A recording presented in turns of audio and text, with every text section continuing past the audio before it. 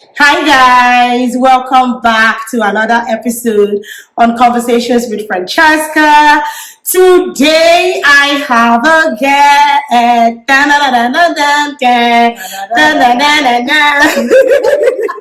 I have a guest. I have the delectable Tomi Babalola. Tomi Babs. She's my everyday go-to girl. She's a mom of three. Interestingly, Tomi now has a daughter that is studying university. Can you believe that? Okay, so she's a mom of three. Today we're going to be talking about outsourcing parenting.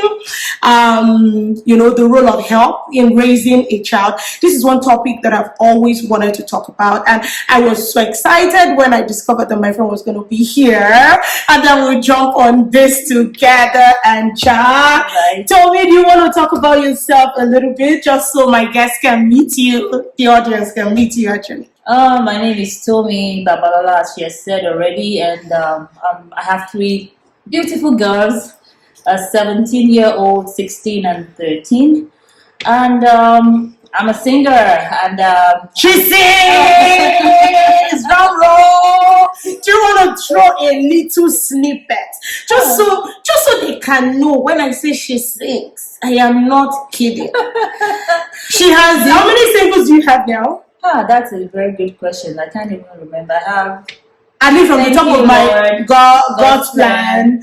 I praise you, lead me all the way, and no one like you. No one like you. So she has, that's about 4 or 5 singles. Yeah, I think I have one more. Yeah, you have one more. Reunion. Yeah. Reunion. Okay, so those are all the singles. You can go on YouTube. She's there. She's doing amazing things.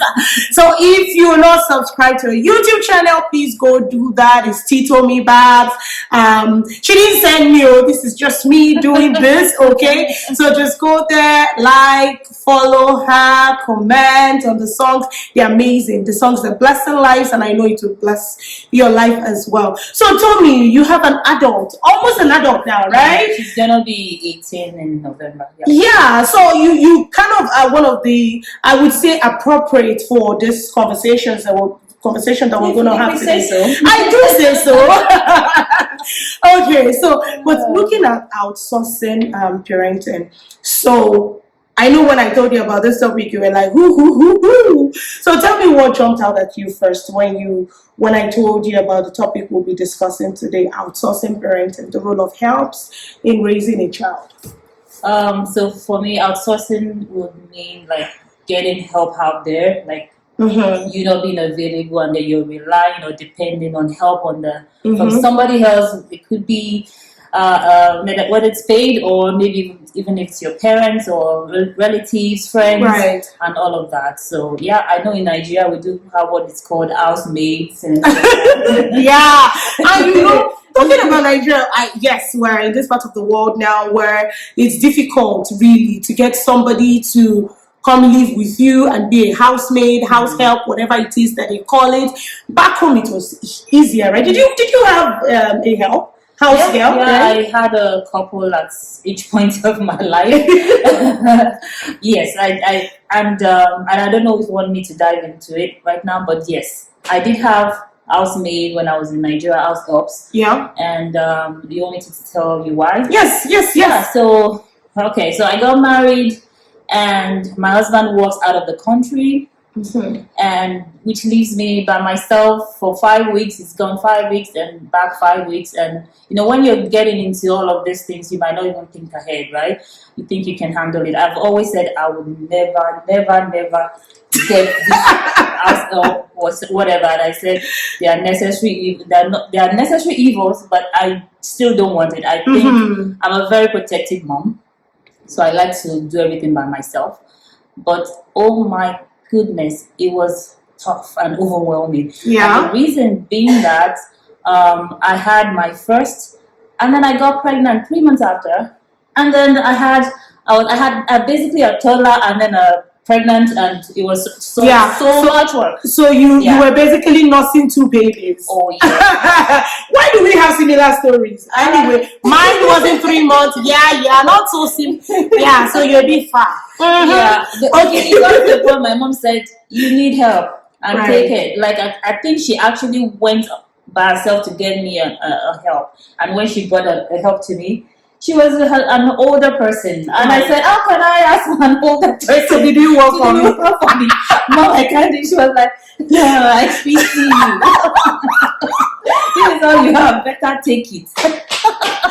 I know, and you know the kind of is it mom guilt that I would call it, Yeah. because you're feeling like, if I'm asking somebody to help me with my child, it means that I probably You're transferring your possibly, responsibility. thank you, that's Yeah. the word. Yeah. You're basically transferring your responsibility, and that's why this topic is actually important, you know, because yes, you are kind of outsourcing aspects of will I say aspects of parenting, but it's something that you actually need. And you know, it's interesting that we kind of feel guilty at some point. We kind of feel we have fear, you know, that phobia. You don't know who you're bringing into your home. From the part of Nigeria where we're from, Nigeria really, and believers as we were, with some orientation about which and all of this. Yeah, it's very difficult to trust people, with especially with your kids, right? Yeah. And then you start thinking about, okay, what spirit is guiding this person? Is this person a believer? Is this person good? Will this person do what I need the person to do? And I know that it is a popular saying, it takes a village to raise a child. Yeah. But now we are we are holding back the village. I'm telling you. Right? It takes a village, because we're like, yes, I need XYZ, you know, this has to help me. But when it comes to that time where you actually need people to get into to actually give you that help that you need, then we begin to hesitate and express fear. So tell me about, the need for support system. Tell me why you think this is necessary when you're at that point of your life when you're raising children. And I will talk from my experience, I believe, and I can maybe also borrow experiences as well. So for me, it was my mental health at the time, especially when they were little. And then I would say, so mental health for me, and then I would say career as well. And what else is there? Energy level, which is also related to mental health. Because Yes. sometimes you need self-care. And I will tell you, there was one time I think I was going crazy. And I was doing some things that I can't say here, and I'm like, you better get help. I think you do need help. You and better do it. Ask for help. Absolutely. Yeah. And I think that's one thing moms need to know. And this is just not talking to moms. We're also talking to dads as well. Of course, we know that we're still on the parenting series. So we're basically talking about different aspects of parenting, what you should be doing, what you shouldn't be doing. So Tomi has just said right now that it is okay to ask for help. And sometimes we feel, will I say, societal pressure to want to dot all your I's, cross all your T's, and be the perfect parent for everybody to see. And I know in one of my last episodes, I did say that perfect parenting is a myth. So to think that there is anything called perfection, my dear, it's in your brain. So if you need help, like Tomi has said, make sure that you get it. So Tomi, you've already dived into an aspect, a follow-up question that I was going to ask you in terms of reasons why parents, need help. And we're basically not talking nannies, babysitters. We're talking about help where you want to put your child in daycare. I know sometimes I kind of feel guilty. I'm dropping my baby. My last is just a year plus. I'm dropping him in daycare at 8. Sometimes I don't get to pick him up until like 4, 5, and that's because busy. I'm a busy mom. Yeah, I have a job. So being a mom, it's not just exactly. And being a mom is also a full-time job. See? Yeah. So at that point, marrying the two responsibilities that you have as a mom can be a bit difficult. So now you're trying to get help. Sometimes people go to screen for help. Yeah. Right? Yeah. Yeah. Have you seen that? Did you experience that when you were raising your kids? Like screen? Screen time? Yeah, because because if you don't have anybody, you're just Absolutely. like, my dear, take your iPad, get on YouTube, whatever you can find, Yes, you know? absolutely. You wanted to take a nap and you know that your kid loves this show and it's take the 100% focus. So all you can do is just look for that show or whatever. Put it on repeat. Cartoon they like and put it on repeat and you can nap and you sleep with one eye. Of course, knowing that kids will be kids.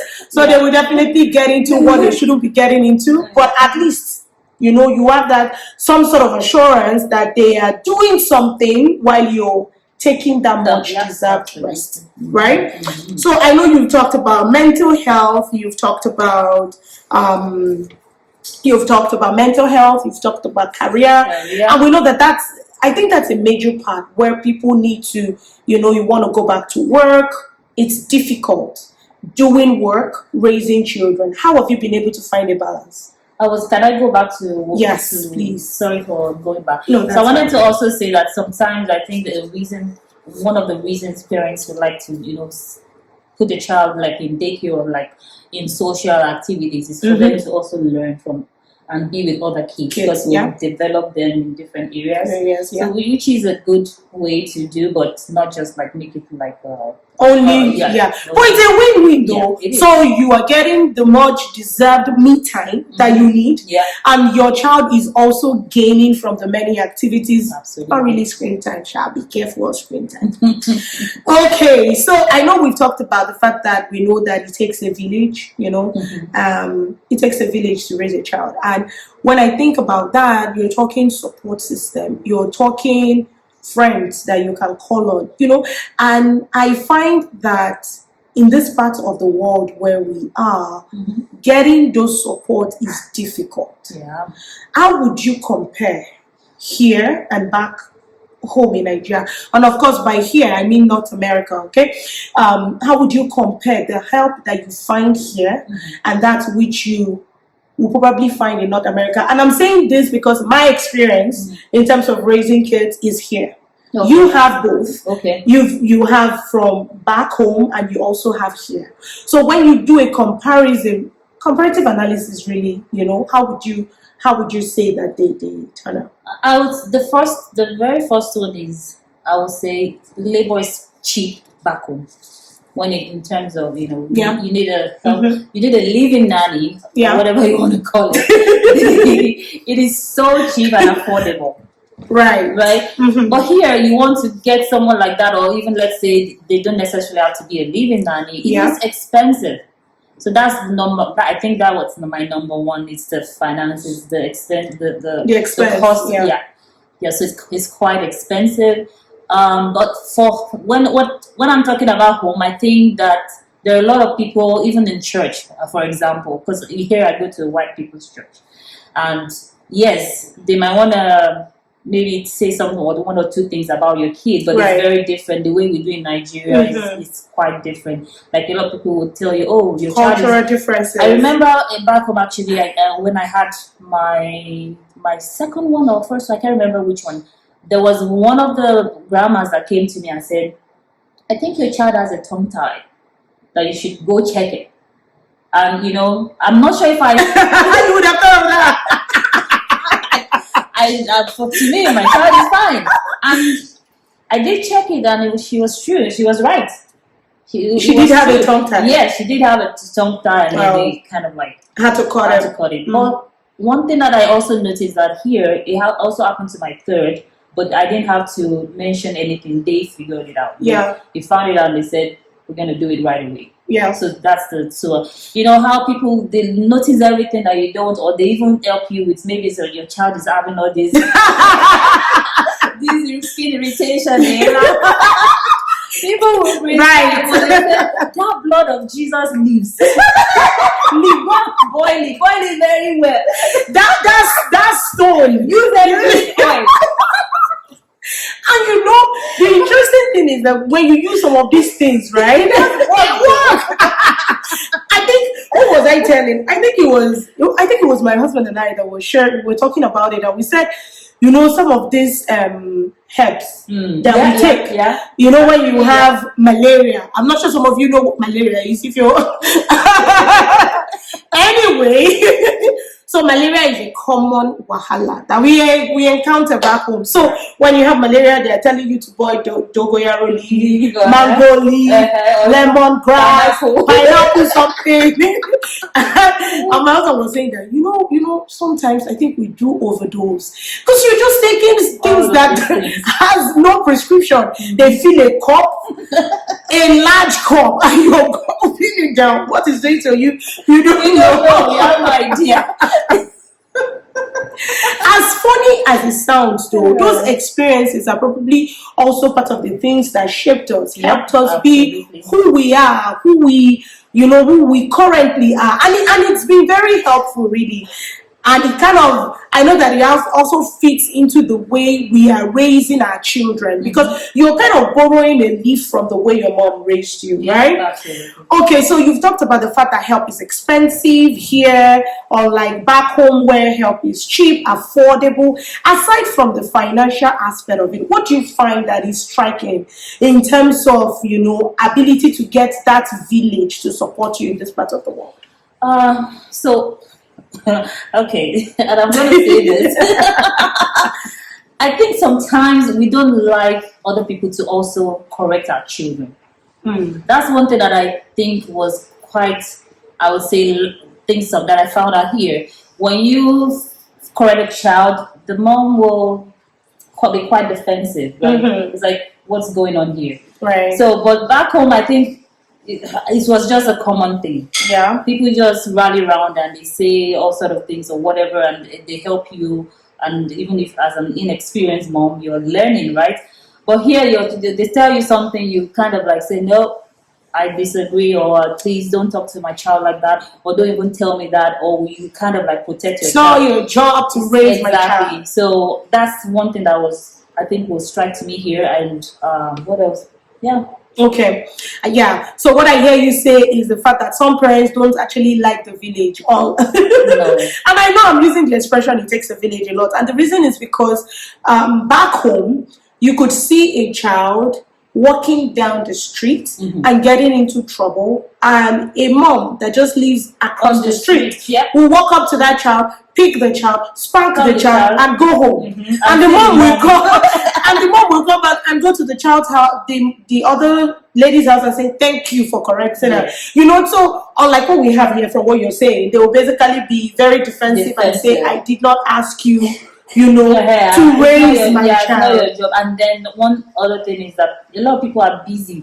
They don't even have time for their own child. So not to talk of yours, that's an additional responsibility.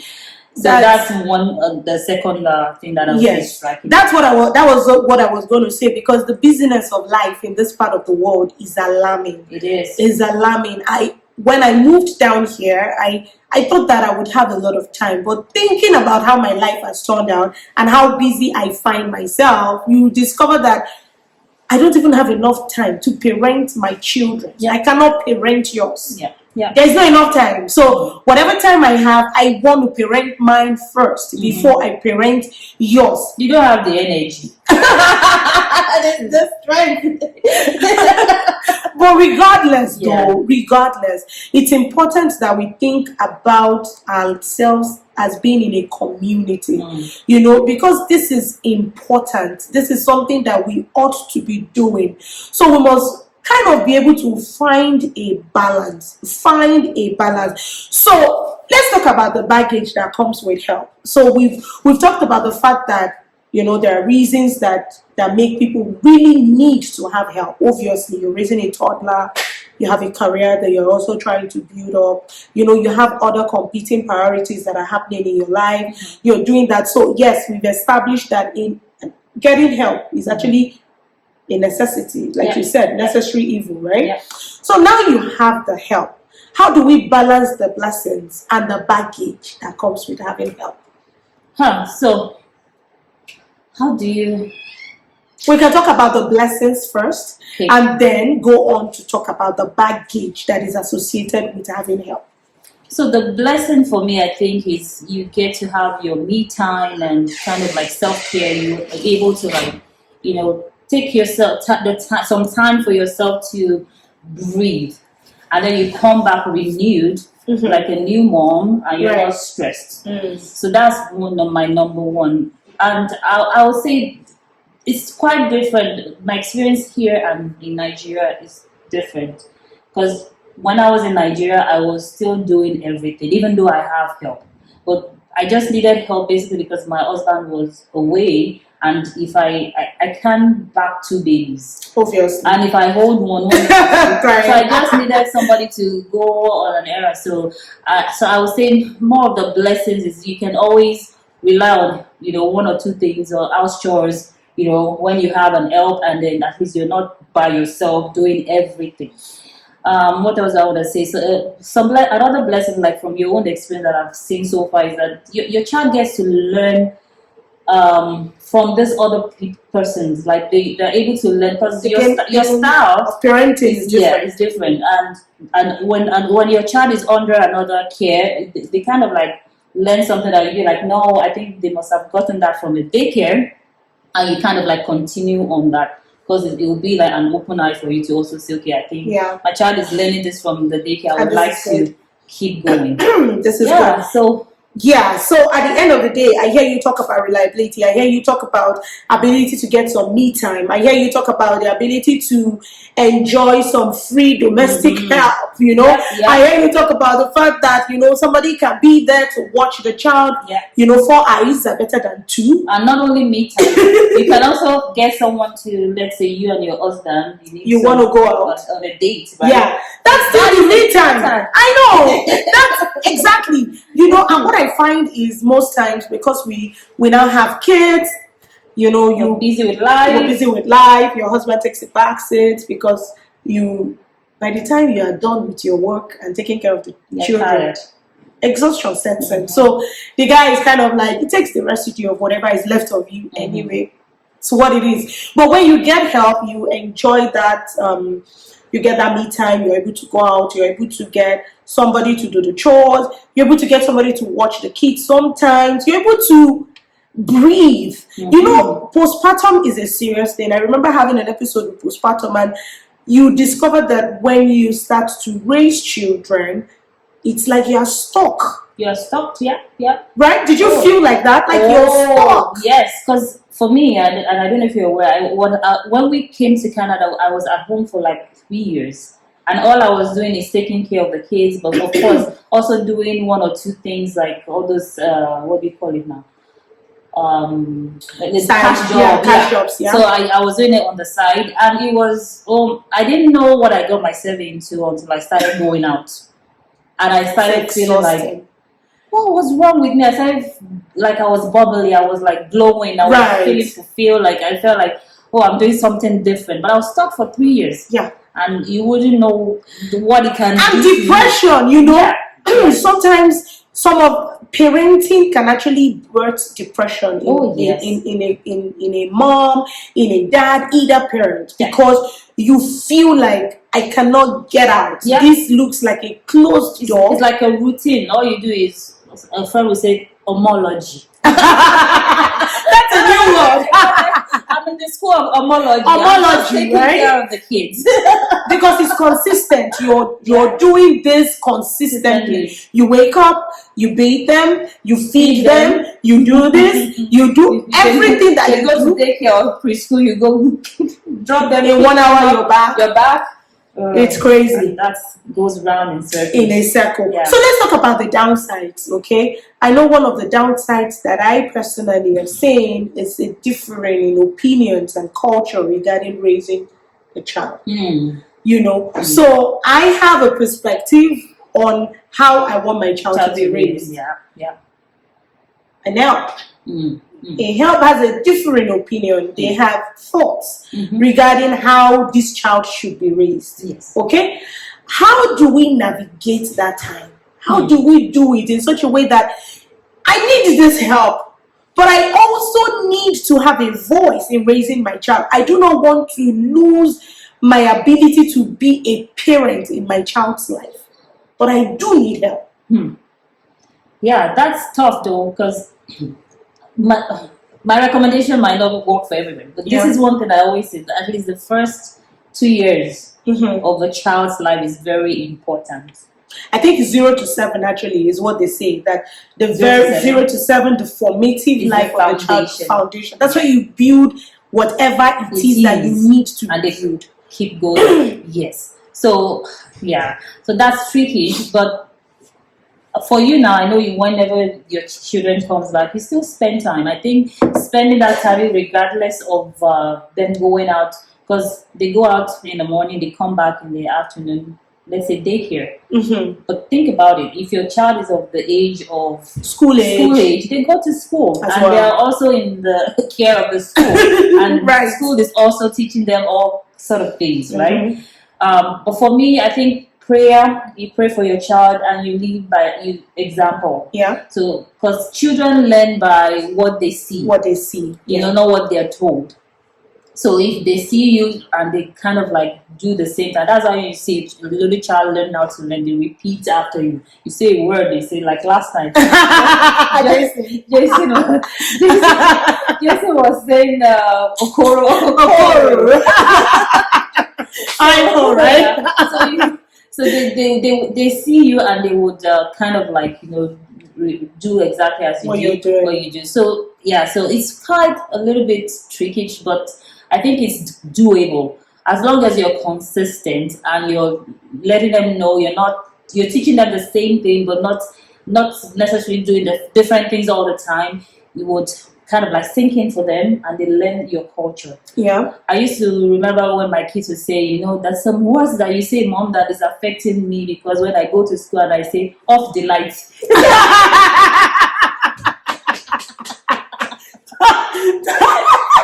Tomi, you are so they learned that from home, right? Or from somewhere.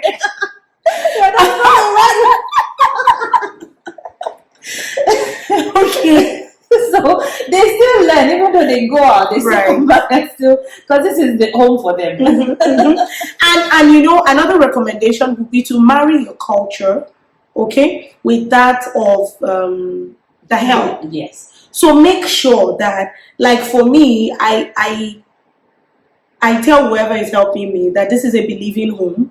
We are believers in this home. We are Christians. I'm not going to judge you, of course, in part of it. I'm not going to judge you, whatever you believe in, but in this house, as long as you're in the four walls of my home, we preach faith. We preach God. My kids believe in God. I am teaching them to know God for themselves. So I'd like that you respect that and not go outside of those boundaries. Yeah, that's you know? So setting that so setting those boundaries is also very important. Yes. You need to let whoever is helping you know that we don't do this in this house. And it's just the way, even at work, you know, they talk about culture and they will tell you when you're starting the job, this is a group that is this, we are team player, we are this, we are that. You do not go outside of the, you know, boundaries that they've established already. So that's also another thing that I wanted to say. So have you ever felt judged, or judged by yourself, or judged by someone because you're needing help, you're asking for help? No, in my experience, I haven't received judge from the external judgment, but I think most of them is from me. Even internal judgment. Yes, even though I still would say I prefer to be do everything by myself. But yeah, I think for me it was, I was too judgmental of myself, not being the best mom, because it was very important for me to be the best mom. And when my kids were growing, especially when they were of the age of school, they started going to a traditional learning center whereby they have a lot of homework. Like, it was crazy. I would come back from work and basically all the time I'm spending till bedtime is just homework. And that's how our routine has been. We just dive in, okay, take off your uniform, let's eat something, and dive into homework, and there you go, we are ready to go to bed.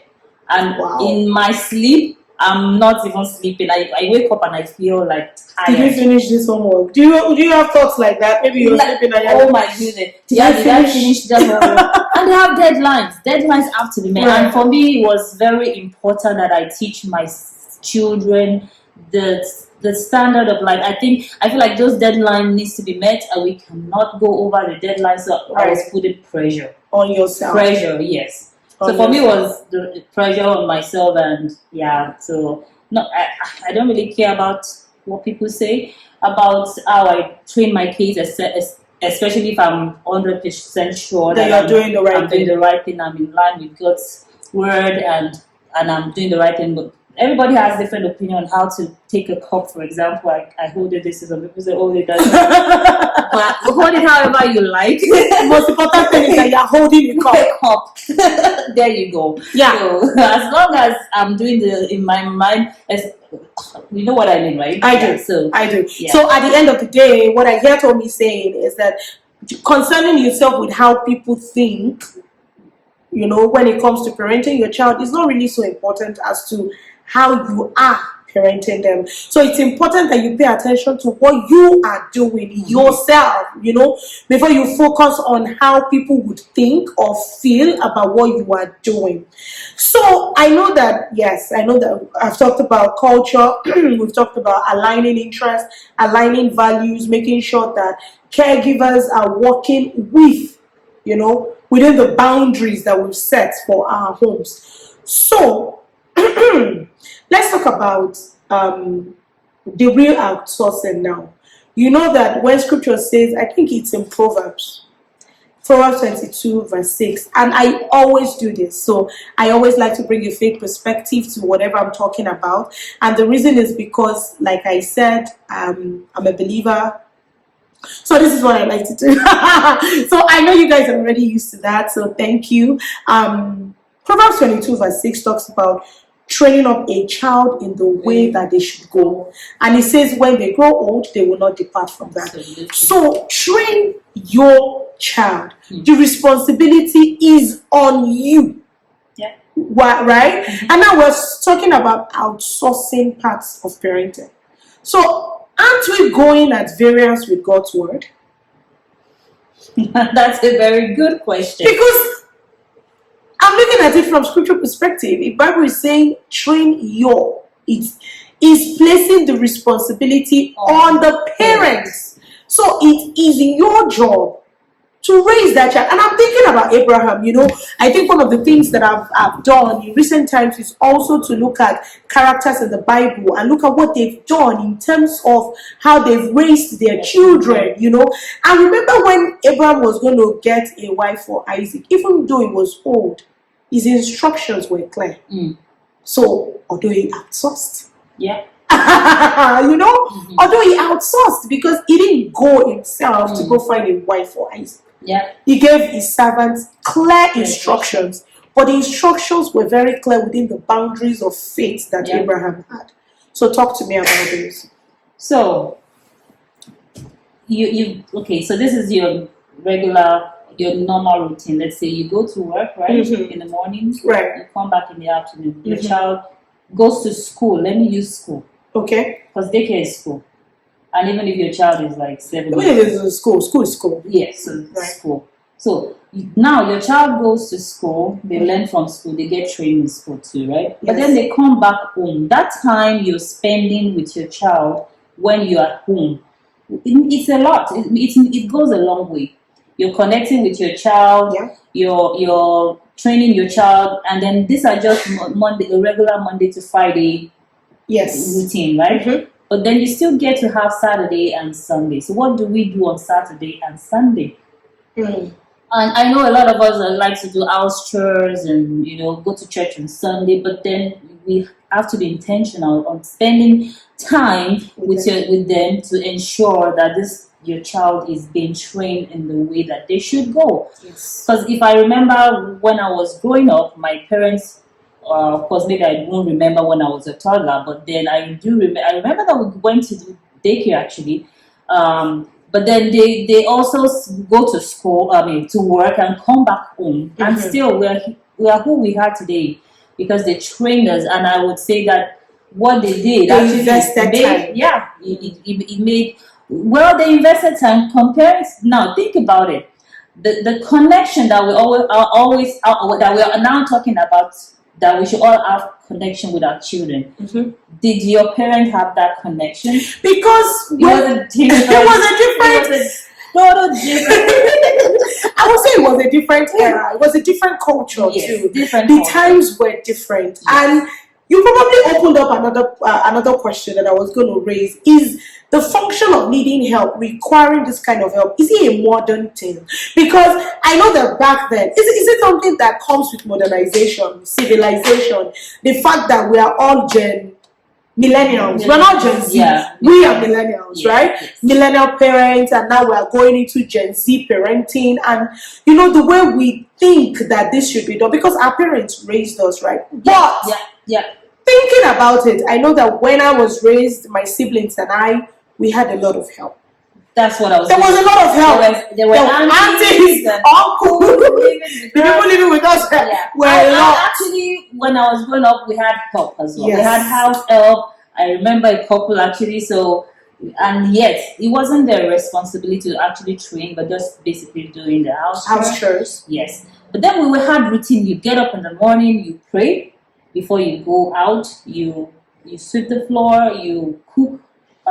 If lunch and breakfast and lunch before you even head out to school, you lay your bed and all of those things, and then you come back, you eat, and then do your homework. It was a routine. There was a routine. Yes. So it's interesting though. We're talking about training, and you know, you raised a very valid point, Tomi. So your child will go to school, and even though scripture says train up your child in the way you should go, when it's old, it will not depart from it.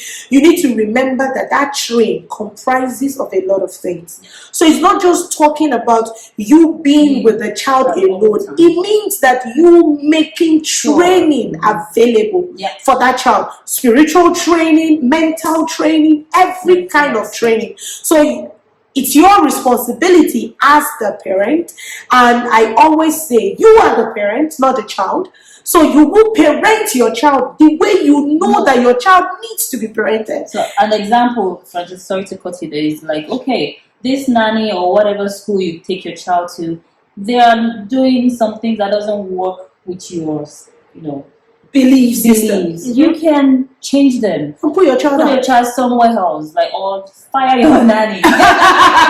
True. You can fire anybody that works with your child that is not doing anything right. Yeah. It's your job to make sure that do your homework and make sure you're putting an eye on ensuring that they are in line with your beliefs. Yes. Tomi, thank you so much. Are there any last words for our audience today? What do you think they should take away? We talked about outsourcing parenting. The role of helps in raising a child. And there might be a part 2, This is a very interesting topic. So don't be shocked when you see a part 2. So any last words for our audience? I'll just say, do you, as long as you believe in yourself. Of course, when you're doing something wrong, and when you're doing something right. So do you, and make sure when you're doing, you make sure you're doing the right things. Yeah, thank you. Tomi has said it all. Do you. And when you're doing you, make sure that you're doing the right thing. Right or wrong, I always say that doing the right thing, doing the wrong thing sometimes can be subjective. But if you are a believer, if you are walking with God, you would know when you're walking in alignment with God's plan, you're walking in alignment with God's will for yourself, for your child, you know. And your family. For your family, So it's important that we pay attention to that and do what is good, what will make our children turn out to be the kind of individuals that we need them to be. So this is where we draw the curtain on Conversations with Francesca. Actually, Tomi is going to give us a song. Oh my goodness. This is, I'm putting her on the spot. I know. I'm not doing that. I know what I just did there. Okay. So Tommy's going to close us out with a song, something to just bless our lives. So if this is your first time of watching, make sure you subscribe, make sure you leave a comment, make sure you like.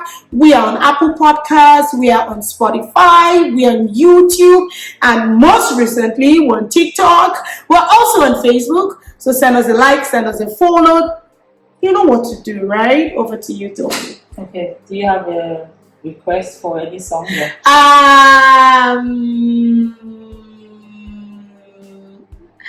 I'm actually thinking about it. Can we do something about children? Just a song, I believe children are the future. Or something, anything, any song that speaks to children. About children. Yeah. Just because we're talking about parenting, you know. Okay. So I hope I remember this. But you might not know it. Okay. Children are the heritage of the Lord.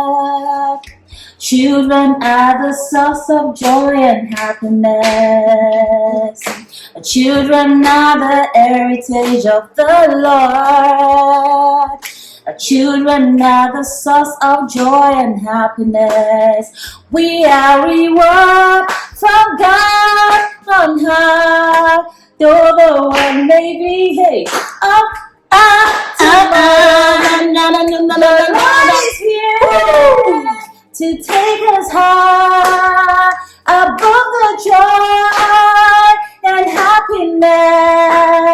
So let us come and join the blessing to make us children's heritage. Thank you, Tomi. It was so good to have you on here. So we'll see you again next time. It's your girl, Francesca. Thank you so much for having me. You are welcome. Have a wonderful, wonderful rest of the day. Take care. Take care. Bye. Bye.